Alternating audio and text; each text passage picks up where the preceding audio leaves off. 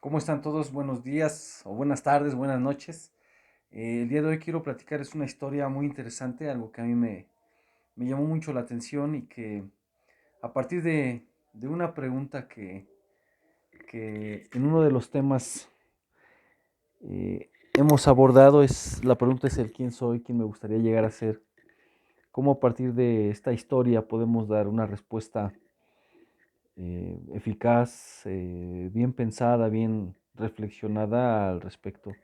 Es la historia, hoy les traigo esta historia de Esaú y Jacob. Esaú y Jacob. Esaú y Jacob es la historia de dos hermanos. Estos dos hermanos son mellizos, son gemelos, son hijos de Isaac.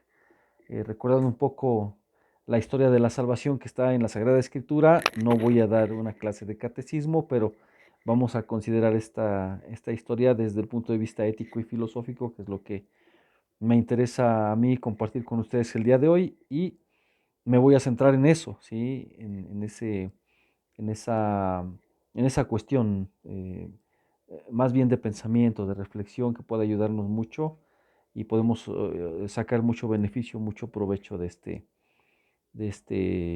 texto. Regresando un poco a la historia, Isaac es hijo de Abraham. Abraham fue este hombre que Dios elige para hacer de él una nación muy grande, una nación que tenga una descendencia enorme, ¿no? Y Dios llama a Abraham, le dice, deja todo lo que tienes, sígueme. Abraham toma la decisión de seguir a esa voz en ese momento. Un enviado de Dios le manda a decir, vas a tener un hijo. La esposa estaba escuchando, ¿no? Su esposa escuchaba del otro lado de la tienda y empezó a reír porque pues era algo pues increíble, ¿no? Que después de tantos años de haber buscado a un hijo, pues no había sido posible que ellos pudieran engendrarlo. Entonces, eh, ya casi con 80 años Abraham, pues esta era una misión imposible. Entonces Sara empieza a reírse, el mensajero se da cuenta de esto y le dice a Abraham, a tu hijo le vas a llamar Isaac, que significa el hijo de la risa. Isaac se casa con una mujer llamada Raquel y entonces tienen a dos hijos. Nace primero Esaú, que era el hijo primogénito, y dice el texto que el segundo bebé venía sujetando del talón a Esaú. Ya había como una figura ahí de lo que iba a suceder, ¿no? Así como que, ¿a dónde vas, hermano?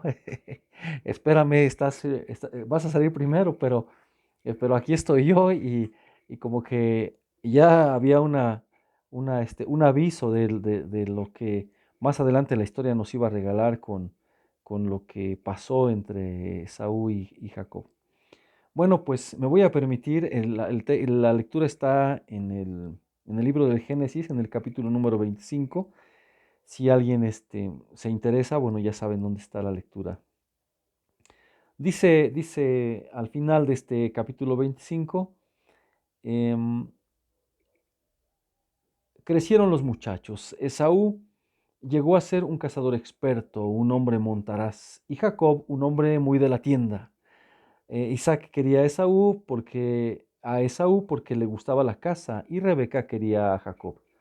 Esaú se convirtió en el brazo fuerte del padre, ¿no? En su brazo derecho era el hombre del trabajo, era el hombre de la casa, era el hombre que se encargaba de mantener, ¿no? Entrado en años ya el padre, pues él era el que se convirtió en esa fuerza, en ese hombre que velaba por las necesidades de la familia y se iba de casa, se iba al trabajo, se iba a satisfacer esas necesidades eh, de la familia. Y en cambio Jacob, dice el texto, era muy de la tienda, era muy de mamá, era muy de estar en casa, ¿no? Ayudando a las labores también. Yo imagino a un Jacob pues muy cercano a la mamá, un Jacob que le ayudaba a hacer el aseo de la casa, que le ayudaba a preparar el guiso, ¿no? Los alimentos.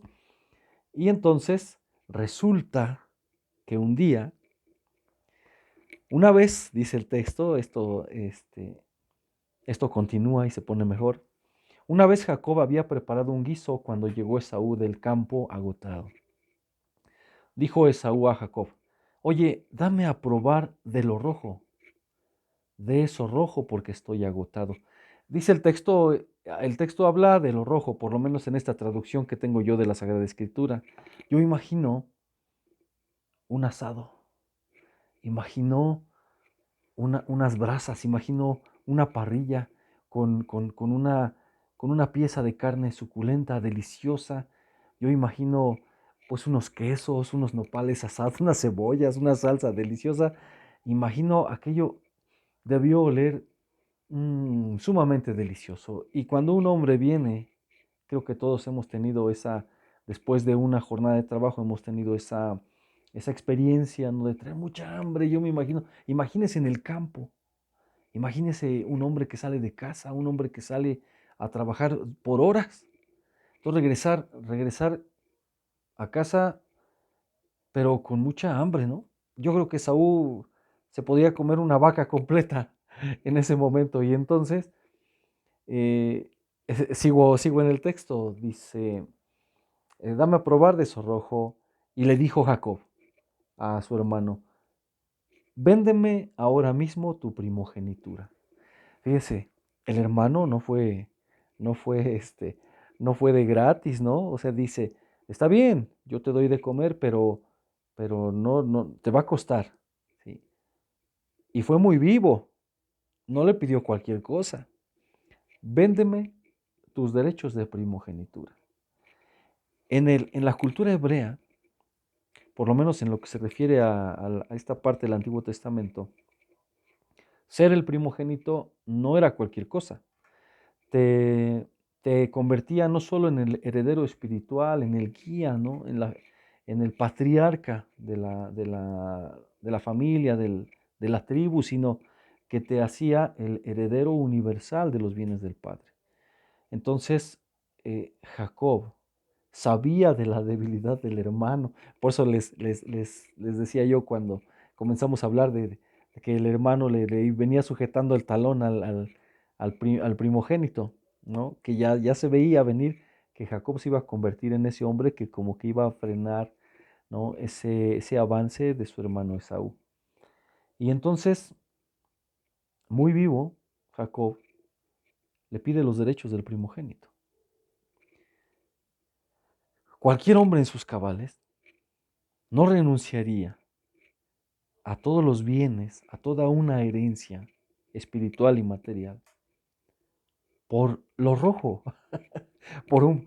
más adelante dice, habla el texto de un plato de lentejas.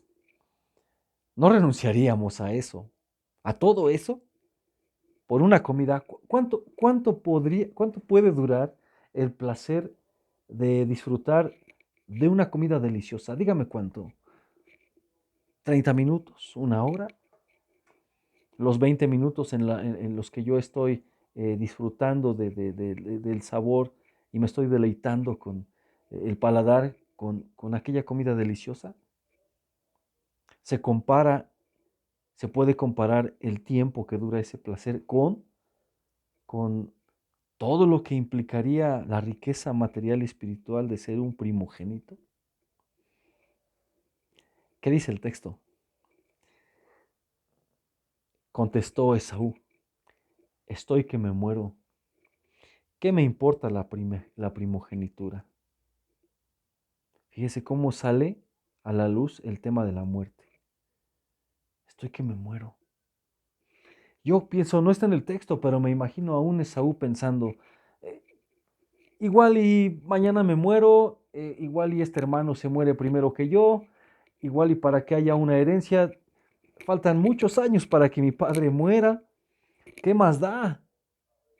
Entre nosotros es muy famosa esa canción de hay que darle gusto al gusto, la vida pronto se acaba y ya muerto, ¿qué voy a llevarme? Nada.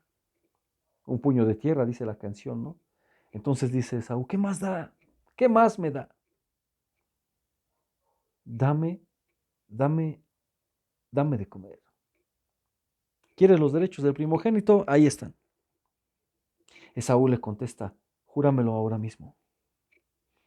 Entre nosotros me imagino a un Jacob diciendo, fírmamelo, ¿no? Papelito habla. Fírmame que me vendes los derechos del primogénito. Y Esaú no hubiese tenido ningún reparo en decir, pásame la pluma, ¿no? Te firmo, aquí están mis derechos del primogénito.